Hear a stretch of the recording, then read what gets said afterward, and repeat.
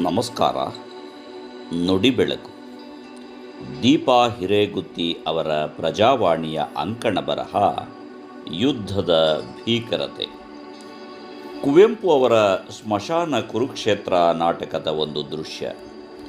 ಮಹಾಭಾರತದ ಯುದ್ಧ ಮುಗಿದ ರಾತ್ರಿ ಬಹಳ ಮಂದಿ ಗೋಳಾಡುತ್ತಾ ಬಂದು ರಣರಂಗದಲ್ಲಿ ಬಿದ್ದಿರುವ ತಮ್ಮವರ ಶವಗಳನ್ನು ಹುಡುಕುತ್ತಿದ್ದಾರೆ. ಆಗ ಓರ್ವ ಕಿರಿಯ ವಯಸ್ಸಿನ ಮಹಿಳೆ ಮತ್ತು ಓರ್ವ ಮುದುಕಿ ಭೇಟಿಯಾಗುತ್ತಾರೆ. ಮಹಿಳೆ ತನ್ನ ಗಂಡನನ್ನು ಹುಡುಕಿಕೊಂಡು ಬಂದಿದ್ದರೆ, ಮುದುಕಿ ಮಗ ಸಿಗುವನೆಂಬ ಆಸೆಯಿಂದ ಬಂದಿರುತ್ತಾಳೆ. ಇಬ್ಬರು ಮಾತನಾಡುತ್ತಾರೆ.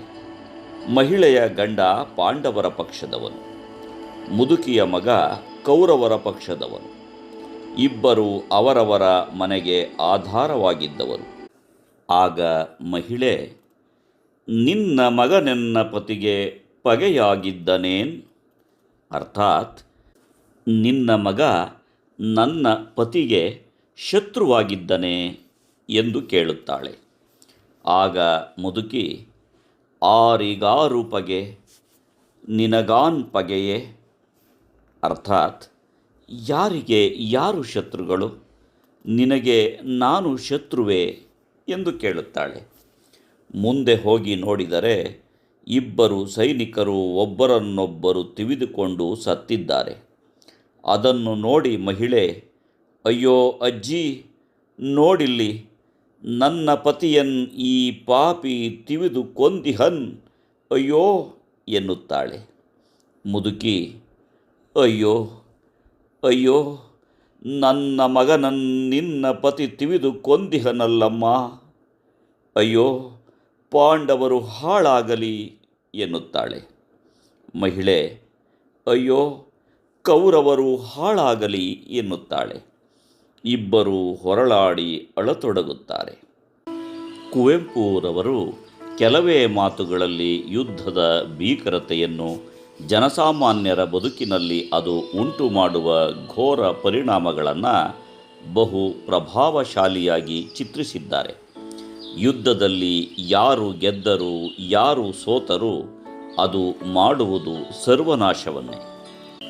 ಗೆದ್ದವರು ಸೋತರು, ಸೋತವರು ಸತ್ತರು ಎಂದು ಹಿರಿಯ ಜೀವಿಗಳು ಹೇಳುವ ಮಾತುಗಳು ಗೆಲುವಿನ ಅರ್ಥಹೀನತೆಯನ್ನು ಹೇಳುತ್ತವೆ.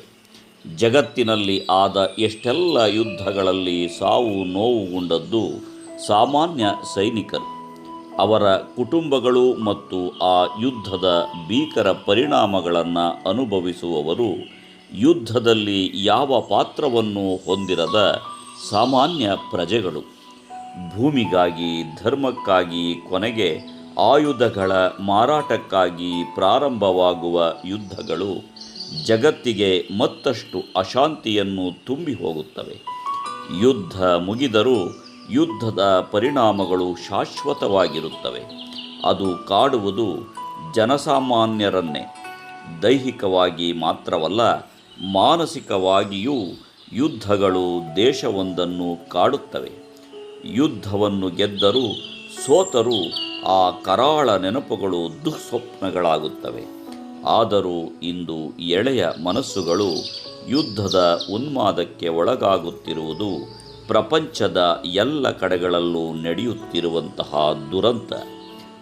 ಈಗಿನ ಜಗತ್ತಿಗೆ ಯುದ್ಧ ಬೇಕೇ ಎಂದು ಜಗತ್ತಿನ ಅಧಿಕಾರದ ಕೇಂದ್ರದಲ್ಲಿರುವ ಮುಂದಾಳುಗಳು ತಮ್ಮ ಆತ್ಮಸಾಕ್ಷಿಯನ್ನು ಕೇಳಿಕೊಂಡರೆ ಸಿಗುವ ಉತ್ತರ ಬೇಡ ಎಂಬುದೇ ಆಗಿರುತ್ತದೆ.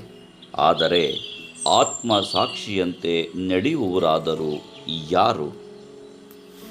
ನಮಸ್ಕಾರ, ಧನ್ಯವಾದಗಳು.